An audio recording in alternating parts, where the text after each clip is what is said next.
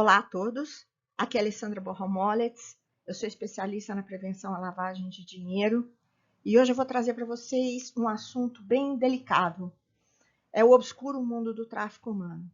Eu tenho lido relatórios ultimamente que assustam até quem costuma estudar e acompanhar o mundo do tráfico de pessoas.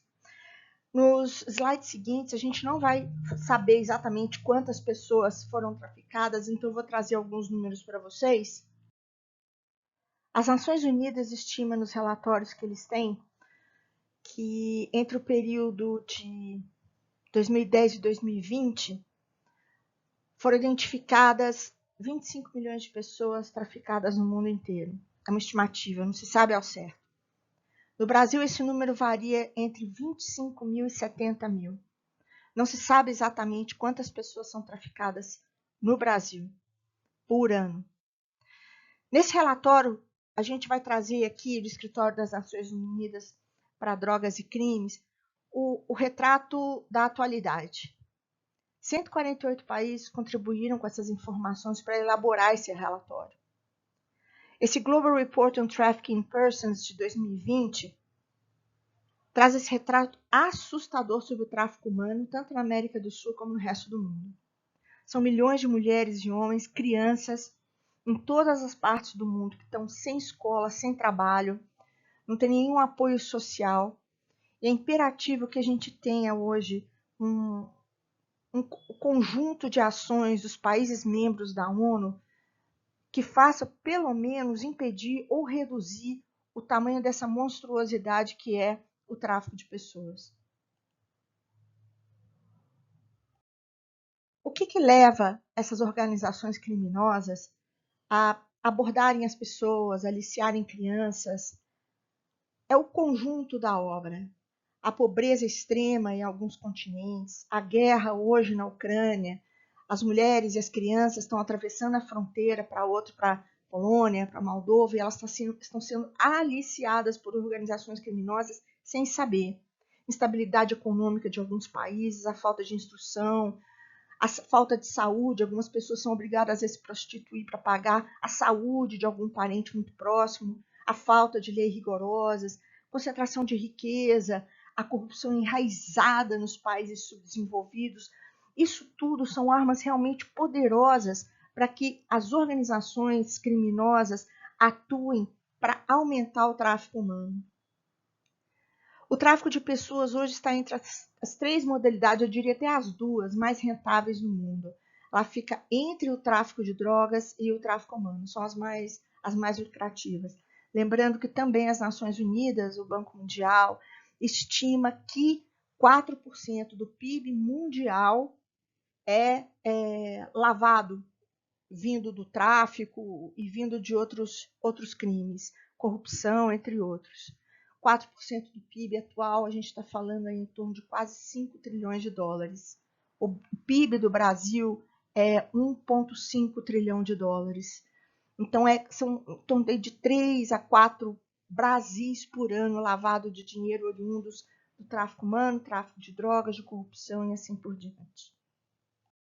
Para a gente entender como que é o quadro hoje do tráfico de pessoas no mundo inteiro, eu trouxe esse gráfico aqui, tirado do relatório que eu vou deixar no final para vocês, o link do relatório que vale a pena ler.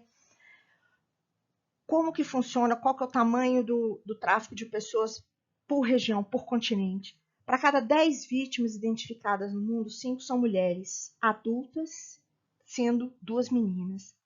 Os traficantes aliciam pessoas marginalizadas e com baixo poder aquisitivo, baixa renda.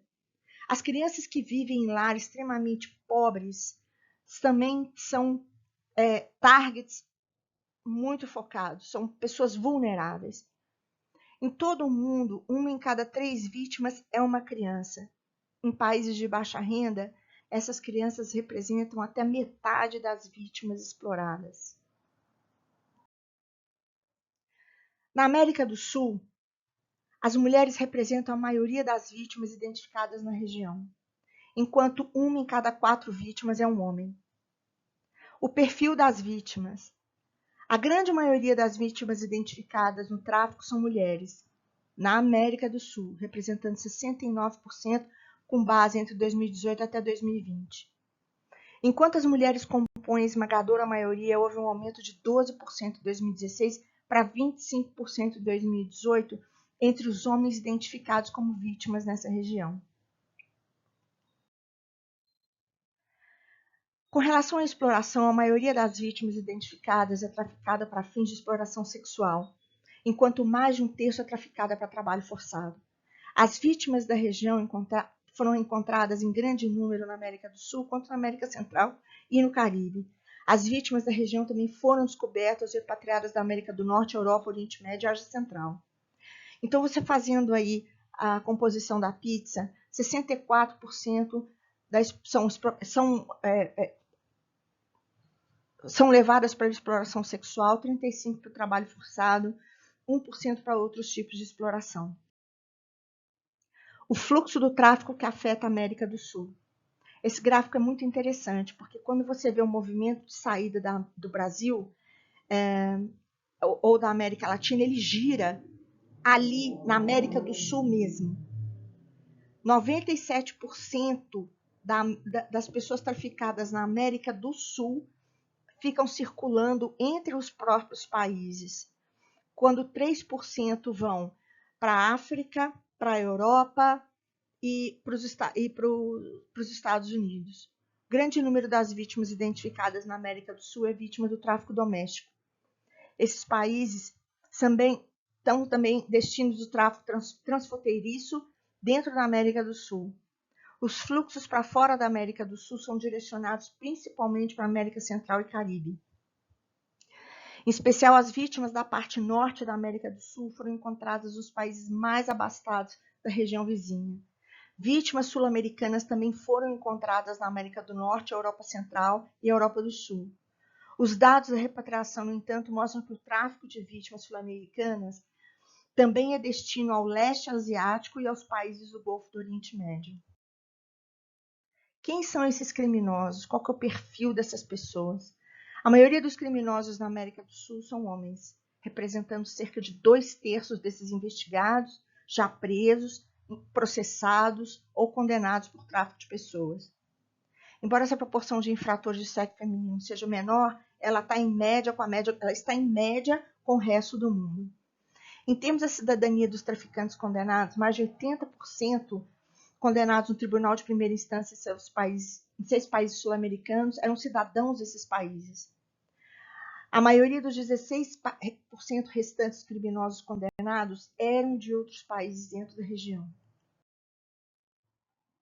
O uso da internet pelos traficantes é a arma mais importante que eles têm.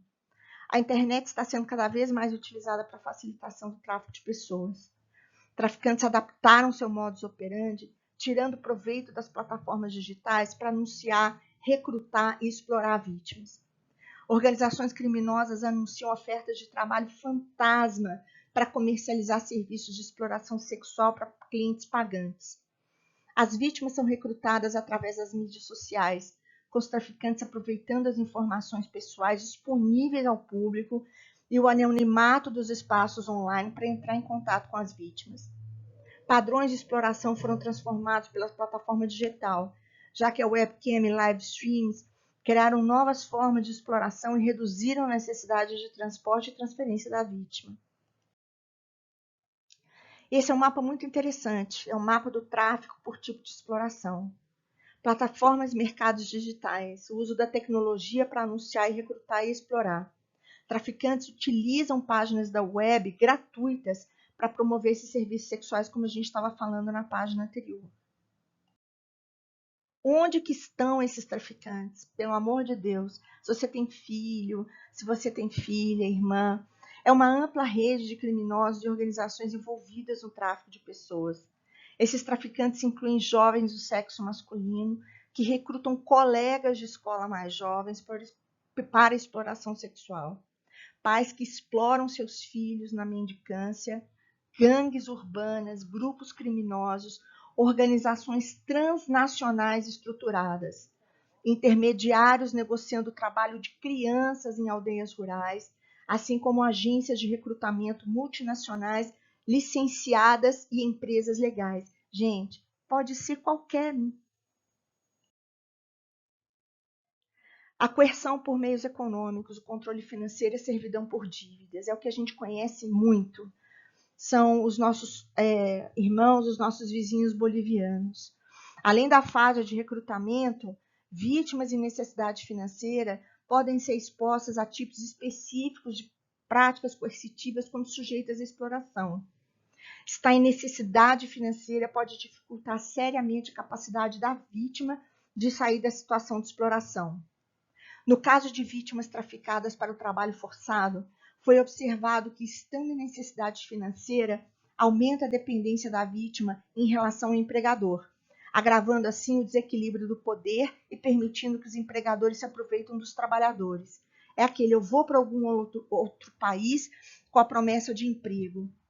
Eu chego a pagar até adiantado algum valor, mas quando eu chego naquele país prometido, tomo meu passaporte, tomo meus documentos e eu já entro naquele país tendo que trabalhar horas e horas a fio e ainda tendo que pagar uma dívida que não se sabe nem como se contraiu. O que tem sido feito? Esse escritório das Nações Unidas vem coletando e analisando sistematicamente dados sobre o tráfico de pessoas por mais de uma década. Durante esse tempo, um número crescente de países tem criado leis contra o tráfico de pessoas de acordo com a Convenção das Nações Unidas contra o Crime Organizado Transnacional. Mais traficantes vêm sendo levados à justiça a cada ano. Uma legislação antitráfico e investimentos em cooperação internacional fortalece as respostas. Mesmo que a crise e as guerras coloquem os recursos sob pressão, a aplicação da lei e as respostas de proteção social devem abordar riscos ao tráfico. Como destaca o protocolo do tráfico de pessoas, para prevenir governos do tráfico precisam enfrentar a pobreza, o subdesenvolvimento, a falta de igualdade de oportunidade, sensibilizar. Isso significa investir em pessoas, na educação, no emprego, como parte de solução sistêmica, perseguidas em solidariedade com o apoio de países em desenvolvimento, mais do que todos. Uma recuperação inclusiva deve criar oportunidades e dar esperanças aos jovens e aos desfavorecidos. O COAF soltou no relatório de tipologias de 2021, falando agora um pouco sobre o Brasil, o que ele encontrou sobre operações ilícitas envolvendo o tráfico internacional de pessoas, envolvendo o sistema financeiro nacional e o mercado de câmbio. Os sinais de alerta dessa unidade de inteligência financeira foram movimentações incompatíveis com patrimônio e as atividades econômicas e a capacidade financeira dos indivíduos, recebimento de ordens de pagamento do exterior de pessoas relacionadas a delitos. O Brasil tem uma lei antitráfico, a Lei 13.344 de 2016, dispõe sobre a prevenção e a repressão ao tráfico interno e internacional de pessoas e sobre as medidas de atenção às vítimas.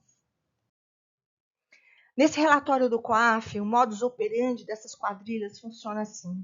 Os empresários, por exemplo, um dos exemplos, empresário do ramo de moda, que também é diretor do sindicato de modelos da sua região, apresenta movimentação incompatível com a sua capacidade econômico-financeira. Na sua movimentação consta o recebimento de várias ordens vindas do exterior, remetidas por pessoas físicas estrangeiras, justificadas como sendo decorrente de atividades comerciais. Mentira! Alguns estrangeiros remetentes de valores apresentam histórico em seu país de origem relacionado ao tráfico internacional de mulheres para fins de exploração sexual. O empresário brasileiro, aproveitando da sua posição no sindicato, recruta e alicia mulheres com a promessa que trabalharão como dançarinas no exterior, além de providenciar toda a documentação necessária para a concessão de visto de trabalho. Chegando ao exterior, as modelos descobrem que as funções que irão desempenhar, na verdade, são de exploração sexual e prostituição em vários clubes noturnos. No processo para concessão de vistos, há vários documentos fraudulentos. Os valores que são recebidos em sua conta corrente no Brasil são decorrentes de parte de ganho das casas de exploração sexual obtidos com as brasileiras traficadas.